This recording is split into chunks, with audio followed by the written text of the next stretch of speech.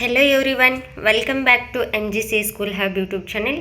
ವಿಡಿಯೋನ ಸ್ಟಾರ್ಟ್ ಮಾಡೋಕ್ಕಿಂತ ಮುಂಚೆ ಯಾರು ಹೊಸದಾಗಿ ಈ ಚಾನೆಲ್ನ ನೋಡ್ತಾ ಇದ್ದೀರಿ, ಪ್ಲೀಸ್ ಸಬ್ಸ್ಕ್ರೈಬ್ ಮಾಡಿ. ಹಾಗೆ ಪಕ್ಕದಲ್ಲಿ ಕಾಣುವಂಥ ಬೆಲ್ ಐಕಾನ್ ಮೇಲೆ ಕ್ಲಿಕ್ ಮಾಡಿ ನಾನು ಮಾಡುವಂಥ ಪ್ರತಿಯೊಂದು ವಿಡಿಯೋಗಳ ನೋಟಿಫಿಕೇಷನ್ ನೀವು ಪಡಿತೀರಿ ಅಂತ ಹೇಳ್ತಾ, ಇವತ್ತಿನ ಈ ಒಂದು ವಿಡಿಯೋದಲ್ಲಿ ನಾವು ವೆರಿ ಇಂಪಾರ್ಟೆಂಟ್ ಆಗಿರುವಂತಹ ಒಂದು ಟಾಪಿಕ್ಕು, ಯಾರೆಲ್ಲ GPSTR ಪರೀಕ್ಷೆಗೆ ಪ್ರಿಪ್ರೇಷನನ್ನು ಮಾಡ್ತಾ ಇದ್ದೀರಿ ಅವರಿಗೆಲ್ಲ ಯಾವ ರೀತಿಯಾಗಿ ಬುಕ್ಸ್ಗಳನ್ನು ಓದಬೇಕು, ಯಾವ ಬುಕ್ಸ್ಗಳನ್ನು ಓದಬೇಕು ಅನ್ನುವಂಥದ್ದು ರೆಫರೆನ್ಸ್ ಬುಕ್ಸ್ಗಳನ್ನ ಈ ಒಂದು ವಿಡಿಯೋದಲ್ಲಿ ಡಿಸ್ಕಸ್ ಮಾಡೋಣ.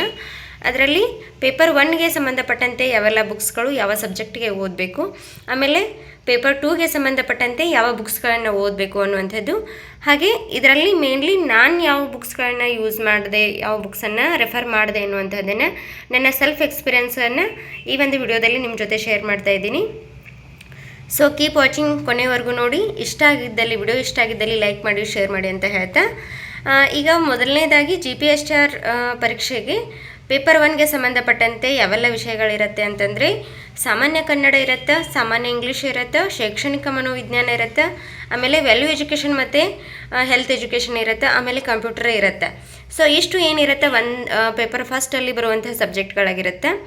ಇಲ್ಲಿ ಒಂದೊಂದೇ ಸಬ್ಜೆಕ್ಟ್ಗೆ ಸಂಬಂಧಪಟ್ಟಂತೆ ಯಾವ ಬುಕ್ಸ್ಗಳನ್ನ ಓದಬೇಕು ಅನ್ನುವಂಥದ್ದನ್ನು ನಾವು ನೋಡ್ತಾ ಹೋಗೋಣ. ಇಲ್ಲಿ ಸಾಮಾನ್ಯ ಕನ್ನಡಕ್ಕೆ ಸಂಬಂಧಪಟ್ಟಂತೆ ಕನ್ನಡ ವ್ಯಾಕರಣ ದರ್ಪಣ ಅನ್ನುವಂಥದ್ದು ಗೋಪಾಲ್ ಕೃಷ್ಣ ಅಡಿಗ ಅವರ ಬುಕ್ಕವನ್ನು ನೀವು ರೆಫರ್ ಮಾಡ್ಬೋದು. ಅಥವಾ ಸಾಮಾನ್ಯ ಕನ್ನಡ ಬಹಳಷ್ಟು ಈಸಿಯಾಗಿರುತ್ತೆ, ಇದಕ್ಕೆ ಸಂಬಂಧಪಟ್ಟಂತೆ ನೀವು 1ರಿಂದ 10ನೇ ತರಗತಿಯವರೆಗಿನ ಕನ್ನಡ ವರ್ಕ್ ಬುಕ್ಗಳನ್ನ ಸುವೇಗ ಅಂತೇಳಿ ಬರುತ್ತೆ, ಅದನ್ನು ರೆಫರ್ ಮಾಡ್ಬೋದು. ಅಥವಾ ಟೆಕ್ಸ್ಟ್ ಬುಕ್ಗಳಿಗೆ ಅವುಗಳ ಹಿಂದ್ಗಡೆ ಏನು ಮಾಡಿರ್ತಾರೆ, ಗ್ರಾಮರ್ ಪಾರ್ಟನ್ನು ಕೊಟ್ಟಿರ್ತಾರೆ, ಅವುಗಳನ್ನು ಕೂಡ ನೀವು ರೆಫರ್ ಮಾಡಿದರೆ ಅಥವಾ ಅವುಗಳನ್ನು ಸ್ಟಡಿ ಮಾಡಿದರೆ ಬಹಳಷ್ಟು ಉತ್ತಮ.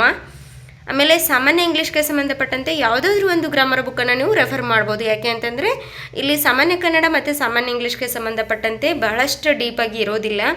ಯಾಕೆ ಅಂತಂದರೆ ಸಾಮಾನ್ಯ ಇಂಗ್ಲೀಷ್ಗೆ ಸಂಬಂಧಪಟ್ಟಂತೆ ಏನಿರುತ್ತೆ, ಪ್ಯಾಸೇಜ್ ಇರುತ್ತೆ, ಆಮೇಲೆ ಪ್ಯಾಸೇಜ್ ಮೇಲೆ ಕ್ವಶನ್ಸ್ ಕೇಳಿರ್ತಾರೆ, ಆಮೇಲೆ ಒಂದು ಪೊಯಮನ್ನು ಕೊಡ್ತಾರೆ, ಆ ಪೊಯಮ್ಗೆ ರಿಲೇಟೆಡ್ ಕ್ವಶನ್ಸ್ಗಳನ್ನು ಕೇಳ್ತಾರೆ. ಆಮೇಲೆ ಏನು ಮಾಡ್ತಾರೆ ಅಂತಂದರೆ ಕೆಲವೊಂದಿಷ್ಟು ಬೋಧನಾ ವಿಧಾನಗಳ ಮೇಲೆ ಕ್ವಶನ್ಸ್ ಬರುವಂಥ ಚಾನ್ಸಸ್ ಇರುತ್ತೆ. ಸೊ ಇಷ್ಟೇ ಸಾಮಾನ್ಯ ಇಂಗ್ಲೀಷ್ಗೆ ಬರುವಂಥದ್ದು. ಸೊ ಹಾಗಾಗಿ ನೀವು RC ಗುಪ್ತಾ ಅವರ ಒಂದು ಇಂಗ್ಲೀಷ್ ಗ್ರಾಮರ್ ಬುಕ್ಕನ್ನು ಓದ್ಬೋದು, ಅಥವಾ ರೆನ್ ಮಾರ್ಟಿನ್ ಅವರು ಬರೆದಿರುವಂಥ ಗ್ರಾಮರ್ ಯೂಸೇಜ್ ಬುಕ್ಸ್ಗಳನ್ನ ನೋಡ್ಬೋದು. ಇದೆಲ್ಲದಕ್ಕಿಂತಲೂ ವೆರಿ ಇಂಪಾರ್ಟೆಂಟ್ ಆಗಿರುವಂಥದ್ದು, ನೀವು ಸಾಮಾನ್ಯ ಇಂಗ್ಲೀಷ್ಗೆ ಆಗಿರ್ಬೋದು, ಕರ್ನಾಟಕ TETಗೆ ಆಗಿರ್ಬೋದು, ಅಥವಾ GPSTR ಪರೀಕ್ಷೆಗಳಿಗಾಗಿರ್ಬೋದು, ಏನಂತಂದ್ರೆ ಕರ್ನಾಟಕ ಗೌರ್ಮೆಂಟ್ ಪಬ್ಲಿಷ್ ಮಾಡಿರುವಂತಹದ್ದು ಗೌರ್ಮೆಂಟ್ ಎಡಿಷನ್ ಬುಕ್ಸ್ ಆಗಿರುವಂತಹ 5ರಿಂದ 10ನೇ ತರಗತಿವರೆಗೆ ಅಥವಾ 1ರಿಂದ 10ನೇ ತರಗತಿವರೆಗಿನ ಎಲ್ಲ ವರ್ಕ್ ಬುಕ್ಗಳನ್ನು ಸಾಲ್ವ್ ಮಾಡಿ, ಆಮೇಲೆ ಪಾಠದ ಹಿಂದೆ ಬಂದಿರುವಂಥ ಟೆಕ್ಸ್ಟ್ ಬುಕ್ ಹಿಂದ್ಗಡೆ ಬಂದಿರುವಂಥ ಗ್ರಾಮರ್ ಪಾಠನ ನೀವು ಇನ್ ಡೀಟೇಲ್ ಆಗಿ ಬಿಡಿಸ್ತಾ ಹೋದರೆ ಭಾಳಷ್ಟು ನಿಮಗೆ ಹೆಲ್ಪ್ಫುಲ್ ಆಗುತ್ತೆ. ಅದು ಭಾಳಷ್ಟು ಈಸಿಯಾಗಿರುತ್ತೆ. ಸೊ ನೀವು ಯಾವುದಾದ್ರೂ ಗ್ರಾಮರ್ ಬುಕ್ಸ್ಗಳನ್ನ ರೆಫರ್ ಮಾಡಿ ಅವುಗಳನ್ನ ಅಂಡರ್ಸ್ಟ್ಯಾಂಡ್ ಮಾಡ್ಕೊಳ್ಳೋದಕ್ಕಿಂತ ಗೌರ್ಮೆಂಟ್ ಎಡಿಷನ್ ಬುಕ್ಕಲ್ಲಿರುವಂಥ ಗ್ರಾಮರ್ ಪಾಠನ್ನು ನೀವು ಸ್ಟಡಿ ಮಾಡೋದು ಬಹಳಷ್ಟು ಉತ್ತಮ, ಹಾಗೆ ಭಾಳಷ್ಟು ನಿಮಗೆ ಈಸಿಯಾಗಿ ಅಂಡರ್ಸ್ಟ್ಯಾಂಡ್ ಆಗುತ್ತೆ. ಸೊ ನಾನು ಯೂಸ್ ಮಾಡಿರುವಂಥದ್ದು ಭಾಳಷ್ಟು ಏನಂತಂದರೆ ಗೌರ್ಮೆಂಟ್ ಎಡಿಷನ್ ಬುಕ್ಸು, ಒಂದು ವರ್ಕ್ ಬುಕ್ಸು ರೇನ್ಬೋ ಅಂತ ಬರುತ್ತೆ, ಆಪ್ಷನಲ್ ಇಂಗ್ಲೀಷ್ಗೂ ಆಯಿತು, ಆಮೇಲೆ ಫಸ್ಟ್ ಲ್ಯಾಂಗ್ವೇಜ್ ಇಂಗ್ಲೀಷ್ ಸಾಮಾನ್ಯ ಇಂಗ್ಲೀಷ್ ಜನರಲ್ ಇಂಗ್ಲೀಷ್ಗೂ ಕೂಡ ಗೌರ್ಮೆಂಟ್ ಎಡಿಷನ್ ಟೆಕ್ಸ್ಟ್ ಬುಕ್ ಹಿಂದೆ ಇರುವಂಥ ಗ್ರಾಮರ್ ಪಾರ್ಟ್ ಮತ್ತು ವರ್ಕ್ ಬುಕ್ ರೇನ್ಬೋ ವರ್ಕ್ ಬುಕ್ಗಳನ್ನು ಸೊಲ್ಯೂಷನ್ ಮಾಡಿ ಸಾಲ್ವ್ ಮಾಡಿ ಭಾಳಷ್ಟು ಹೆಲ್ಪ್ಫುಲ್ ಆಗುತ್ತೆ. ಅದ್ರ ಜೊತೆ ಯಾವುದಾದ್ರೂ ನಿಮಗೆ ಅಂಡರ್ಸ್ಟ್ಯಾಂಡ್ ಆಗುವಂತಹ ಒಂದು ಇಂಗ್ಲೀಷ್ ಗ್ರಾಮರ್ ಬುಕ್ಕನ್ನು ರೆಫರ್ ಮಾಡಿ. Next very important topic subject ಯಾವುದಪ್ಪ ಅಂತಂದರೆ ಶೈಕ್ಷಣಿಕ ಮನೋವಿಜ್ಞಾನ ಅಥವಾ ಸೈಕಾಲಜಿ ಅಂತ ಹೇಳ್ತೀವಿ. ಈ ಸೈಕಾಲಜಿಗೆ ಸಂಬಂಧಪಟ್ಟಂತೆ ಬಹಳಷ್ಟು ಬುಕ್ಸ್ಗಳು ಚೆನ್ನಾಗಿರುವಂಥದ್ದಿದೆ. ಅದರಲ್ಲಿ ನಿಮಗೆ ಯಾವುದು ಸರಿ ಅನಿಸುತ್ತಾ ಅಂತಂದರೆ ಇಲ್ಲಿ HV ವಾಮದೇವಪ್ಪ ಅವ್ರ ಬುಕ್ಕು ಭಾಳಷ್ಟು ಚೆನ್ನಾಗಿರುವಂಥದ್ದು, ಭಾಳಷ್ಟು ಓಲ್ಡ್ ಆಗಿರುವಂತಹ ಬುಕ್ ಆಗಿರುತ್ತೆ. ಈ HV ವಾಮದೇವಪ್ಪ ಅವ್ರ ಬುಕ್ ಏನಿರುತ್ತೆ ಅಂತಂದರೆ, ಈ ಬುಕ್ಕಲ್ಲಿ ಭಾಳಷ್ಟು ಯಾರು ನೀವು ಥಿಯರಿಗಳನ್ನಾಗಿರ್ಬೋದು ಅಥವಾ ಸೈಕಾಲಜಿನ ಅಂಡರ್ಸ್ಟ್ಯಾಂಡ್ ಮಾಡ್ಕೊಳ್ಳಿಕ್ಕೆ ಬಹಳಷ್ಟು ಒಳ್ಳೆಯದಾಗಿರುವಂಥ ಜಲ್ದಿ ಅಂಡರ್ಸ್ಟ್ಯಾಂಡ್ ಆಗುವಂತಹ ಬುಕ್ ಇದು. ಆದರೆ ಎಲ್ಲರೂ ಜಾಸ್ತಿ ಏನು ಅನ್ಕೋತಾರೆ ಅಂತಂದರೆ ಭಾಳಷ್ಟು ದಪ್ಪ ಐತಿ ಬುಕ್, ದಪ್ಪ ಇರೋದ್ರಿಂದ ನಾವು ಅದ್ರ ಬಗ್ಗೆ ಸ್ವಲ್ಪ ಜಾಸ್ತಿ ಇಂಟ್ರೆಸ್ಟ್ ಕೊಡೋದಿಲ್ಲ. ಆಮೇಲೆ TP ಮಂಜುನಾಥ್ ಅವರು ಬರೆದಿರುವಂಥ ಬುಕ್ ಕೂಡ ತುಂಬಾ ಚೆನ್ನಾಗಿದೆ. ಆಮೇಲೆ KM ಸುರೇಶ್ ಅವರು ಬರೆದಿರುವಂಥ ಸೈಕಾಲಜಿ ಬುಕ್ ತುಂಬಾ ಚೆನ್ನಾಗಿದೆ, ಅಲ್ಲಿ ಕ್ವೆಶನ್ಸ್ಗಳು ಕೂಡ ಇರುತ್ತೆ. ಸೊ ಇಲ್ಲಿ ವಾಮದೇವಪ್ಪ ಬುಕ್ ನೀವು ಅಂಡರ್ಸ್ಟ್ಯಾಂಡ್ ಮಾಡ್ಕೋಬೇಕು ಅಂತಂದರೆ, ಸೈಕಾಲಜಿನ ಪೂರ್ತಿ ಅಂಡರ್ಸ್ಟ್ಯಾಂಡ್ ಮಾಡ್ಕೋಬೇಕು ಅಂತಂದರೆ HV ವಾಮದೇವಪ್ಪ ಅವ್ರ ಬುಕ್ಕು ತುಂಬಾ ಚೆನ್ನಾಗಿದೆ. ಸೊ ನಿಮಗೆ ಯಾವುದು ಅಂಡರ್ಸ್ಟ್ಯಾಂಡ್ ಆಗುತ್ತೆ ಆ ಬುಕ್ಕನ್ನು ರೆಫರ್ ಮಾಡಿ. ಆಮೇಲೆ ಶೈಕ್ಷಣಿಕ ಮನೋವಿಜ್ಞಾನ ಇನ್ನೊಂದು ಟಿಪ್ಸ್ ಏನಪ್ಪ ಅಂತಂದ್ರೆ,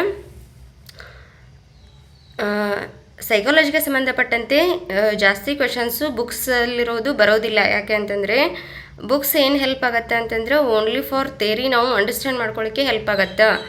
ಏನೇ ಕ್ವೆಶನ್ಸ್ ಬರೋದಿದ್ರು ಅಪ್ಲೈಡ್ ಕ್ವೆಶನ್ಸ್ ಇರುತ್ತೆ. ಅಪ್ಲೈಡ್ ಕ್ವೆಶನ್ಸ್ ಜಾಸ್ತಿ ಬರೋದ್ರಿಂದ ನೀವು ಈಗ ಒಂದು ಥೇರಿನ ಓದ್ತಾ ಇದ್ದೀರಿ ಅಂತಂದರೆ ಅಲ್ಲಿ ಕೆಲವೊಂದಿಷ್ಟು ಪ್ರಾಣಿಗಳ ಮೇಲೆ ಏನು ಮಾಡಿರ್ತಾರೆ, ಪ್ರಯೋಗಗಳನ್ನು ಮಾಡಿರ್ತಾರೆ. ಆ ಪ್ರಯೋಗಗಳು ಯಾವುದನ್ನು ಹೇಳುತ್ತೆ, ಅಲ್ಲಿ ನಮಗೆ ಯಾವ ರೀತಿಯಾಗಿ ಅಪ್ಲೈ ಆಗುತ್ತೆ, ಕ್ಲಾಸ್ ರೂಮಲ್ಲಿ ಯಾವ ರೀತಿಯಾಗಿ ಅಪ್ಲೈ ಆಗುತ್ತೆ, ಅಲ್ಲಿ ಆ ಪ್ರಾಣಿ ಏನನ್ನು ಇಂಡಿಕೇಟ್ ಮಾಡುತ್ತೆ ಅನ್ನುವಂಥದ್ದು, ಹೀಗೆ ಎಲ್ಲ ಆ್ಯಂಗಲ್ದಿಂದನೂ ಆ ಬುಕ್ಕನ್ನು ಅಥವಾ ಆ ಒಂದು ಥಿಯರಿನ ಅರ್ಥ ಮಾಡಿಕೊಂಡ್ರೆ ನಿಮ್ಗೆ ಏನಾಗುತ್ತೆ, ಭಾಳಷ್ಟು ಹೆಲ್ಪ್ಫುಲ್ ಆಗುತ್ತೆ. ಸೊ ಸೈಕಾಲಜಿನ ಬಹಳಷ್ಟು ನೀಟಾಗಿ ಓದಿ ಫಸ್ಟ್ ಏನು ಮಾಡಿರಿ, ಎಲ್ಲವನ್ನು ಅಂಡರ್ಸ್ಟ್ಯಾಂಡ್ ಮಾಡ್ಕೊಳ್ಳಿ. ಆಮೇಲೆ ಅದಕ್ಕೆ ರಿಲೇಟೆಡ್ ಆಗಿರುವಂಥ ಕ್ವಶನ್ಸ್ಗಳನ್ನು ಸಾಲ್ವ್ ಮಾಡಿ. ಆಮೇಲೆ ಮೌಲ್ಯ ಶಿಕ್ಷಣ ಮತ್ತು ಆರೋಗ್ಯ ಶಿಕ್ಷಣಕ್ಕೆ ಸಂಬಂಧಪಟ್ಟಂತೆ ಭಾಳಷ್ಟು ಬೆಸ್ಟ್ ಆಗಿರುವಂಥ ಬುಕ್ ಯಾವುದು ಅಂತಂದರೆ SK ಹೊಳೆನವ್ರು ಸರ್ ಬರೆದಿರುವಂತಹ ಬುಕ್ಕು ಮೌಲ್ಯ ಶಿಕ್ಷಣ ಮತ್ತು ಆರೋಗ್ಯ ಶಿಕ್ಷಣ. ತುಂಬಾ ಚೆನ್ನಾಗಿದೆ ಈ ಬುಕ್ಕು. ಸೊ ಅದನ್ನು ಓದಿದರೆ ಬೆಸ್ಟ್. ನಾನು ಓದಿರುವಂಥದ್ದನ್ನು ಹೇಳ್ತಾ ಇದ್ದೀನಿ. ಇದನ್ನು ಬಿಟ್ಟು ಬೇರೆ ಬುಕ್ಸ್ಗಳನ್ನು ಕೂಡ ನೀವು ರೆಫರ್ ಮಾಡ್ಬೋದು. ಆಮೇಲೆ ಕಂಪ್ಯೂಟರ್ಗೆ ಸಂಬಂಧಪಟ್ಟಂತೆ ಗುರುರಾಜ್ ಬುಲ್ಬುಲಿ ಸರ್ ಬರೆದಿರುವಂಥ ಕಂಪ್ಯೂಟರ್ ಲಿಟ್ರಸಿ ಅನ್ನುವಂಥ ಬುಕ್ಕನ್ನು ನೀವು ರೆಫರ್ ಮಾಡ್ಬೋದು. ಆಮೇಲೆ ಪೇಪರ್ 2ಗೆ ಸಂಬಂಧಪಟ್ಟಂತೆ ಯಾರೆಲ್ಲ ಸಮಾಜ ವಿಜ್ಞಾನ ಆಪ್ಷನಲ್ ಇರುತ್ತೆ ಅಥವಾ ಇತಿಹಾಸದ ಶಿಕ್ಷಕರು ಸಮಾಜ ವಿಜ್ಞಾನ ಶಿಕ್ಷಕರಾಗಲಿಕ್ಕೆ ಬಯಸುವಂಥವರು ಮೇನ್ಲಿ ಏನು ಮಾಡಬೇಕು ಅಂತಂದರೆ, ಬೆಸ್ಟ್ ರೆಫರೆನ್ಸ್ ಬುಕ್ಸ್ ಅಂತಂದರೆ 1ನೇ ತರಗತಿಯಿಂದ PUC ತನಕ ಎಲ್ಲ ಗೌರ್ಮೆಂಟ್ ಎಡಿಷನ್ ಇರುವಂತಹ ಬುಕ್ಸ್ಗಳನ್ನು ರೆಫರ್ ಮಾಡಿ.